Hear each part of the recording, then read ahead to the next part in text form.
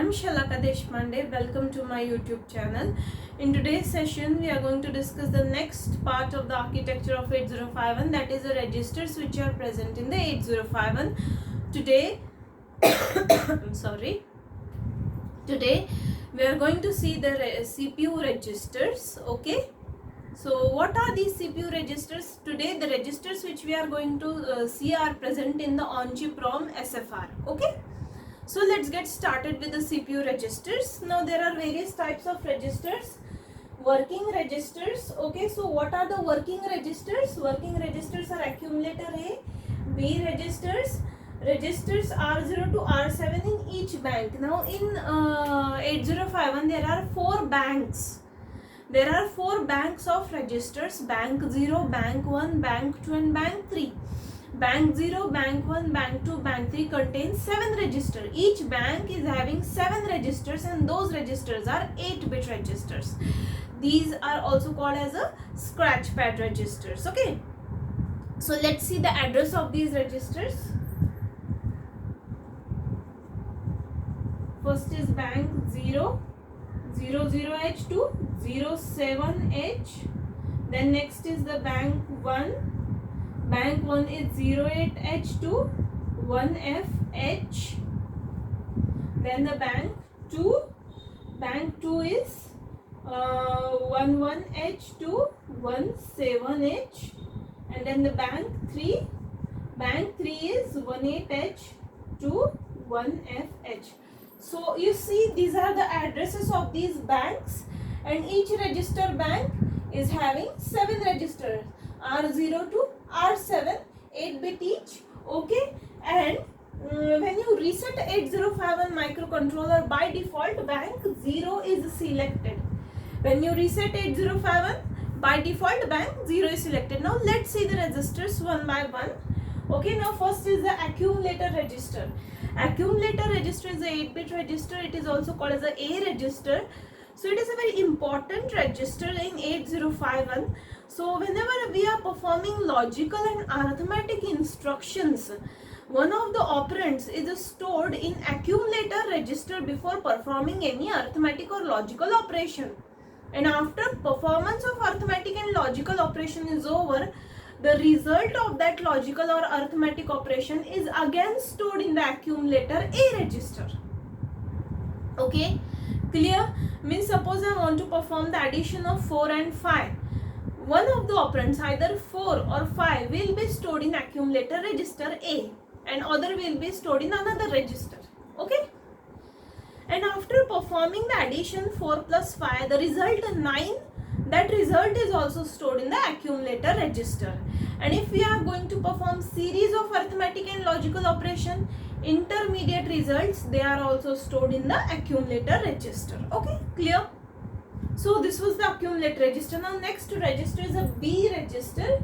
This is again the 8-bit register. This B register, this is the 8-bit register. Okay, it is playing an important role in multiplication and division operations. Okay, for example, if I want to multiply the two numbers, okay, then one multiplicand is stored in the B register and other multiplicand is stored in another register, might be in the accumulator. And after performance of multiplication operation, the higher byte of result. Now the result after performance of multiplication operation consists of 2 parts. First is a higher byte and second is a lower byte. Higher byte of the multiplication result is stored in the B register. Okay, clear? And it also plays a very important role in division operations. Okay, suppose we want to perform division operation using 8051. So the divisor is stored in the B register. During division operation, divisor is stored in the B register. Okay, and after performance of division, we are having quotient and we are having remainder. So remainder of the division operation is again stored in the B register and quotient is stored in accumulator. So B register plays an important role in multiplication and division. Okay. So these were the working registers. Now we will see the stack pointer. What is this, a stack pointer? See, the stack pointer is a 8-bit register. Okay, it is a 8-bit register, and when you reset the microcontroller, stack pointer begins from the location 07H. Okay, it is reset at a location 07H and it begins from 08H. Sorry. So that is a stack pointer. Now what is the role of the stack pointer? See, whenever a particular code is executing in the microcontroller 8051, it is having a subroutine part. Okay, subroutine part. For example, there is an interruption. When code is executing, there is an interruption and microcontroller has to jump from main code to subroutine part. So during such type of incidents, there are push and call instructions. So during call instruction, call to subroutine instruction, this stack pointer is incremented by 1. Stack pointer is incremented by 1, and after completion of the subroutine, okay, the microcontroller resumes its previous program. Okay, so when it comes back to previous program, we have pop and return instruction, and during pop and return instruction, stack pointer is decremented. So when it goes to subroutine, the data of the main program is stored in stack, and stack is incremented by 1, and after performance of subroutine is over, again it comes back to main program, resumes execution of main program, that is a pop or return instruction. During that, a stack pointer is decremented. Okay, stack pointer is decremented. Fine. So generally the stack pointer is used to store the data when program execution switches from main program to subroutine. Okay, when it is happening, the data of main program has to be stored somewhere. Okay, so that place where the data of main program which is stored is a stack pointer. Okay. Now next we will see the program counter. Program counter is a 16-bit wide register. Okay, and the microcontroller 8051 can access 64 kilobytes of program memory, and when instructions are fetched from the program memory, address of that location is pointed by program counter. So program counter basically points the address of the memory location from where the instruction is getting fetched. Okay, means instruction is getting fetched, program counter is incremented by 1.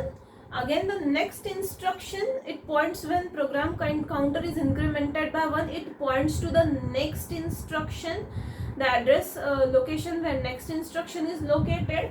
Okay, it points to that, and that next instruction is getting fetched. After fetching the next instruction, again program counter is incremented by 1, and this program counter is not having any particular address, but it points to address of the program memory. Okay, whenever we are accessing external program memory, so during that access, what exactly is happening? Program counter is pointing to the address of the location where instructions are stored. Okay, and each instruction is fetched and program counter is incremented by 1. So that is the role of a program counter. It points to the address of the memory location from which instruction is being fetched. Okay, fine. So next is the data pointer, DPTR. Data pointer is a 16-bit wide register. It is used to point to the data memory. Now 8051 microcontroller can access 64 kilobytes of external data memory. Okay, fine. So it is divided into two parts, DPH and DPL. Okay, 8 bits, DPH is 8 bits and DPL is 8 bits. So it is divided into two parts. Okay, data pointer, and this data pointer is used to access the data memory by using MOVC and MOVX instruction. MOVC and MOVX instructions. Okay, so these are the two instructions by which data pointer uses to point to the external memory. Okay, clear? Fine. Now you must be wondering whether this data pointer points to the program memory. See, for program memory we are having program counter, and for data memory we are having data pointer, and this data pointer can be incremented by 1, but it cannot be decremented. It is not available. Instruction for decrementing the data pointer is not available. Okay, but it can be modified by end user. Okay, so this was about the registers in the 8051. I hope you liked the video. I conclude my lecture. Please like, share and subscribe my channel. Thank you for watching.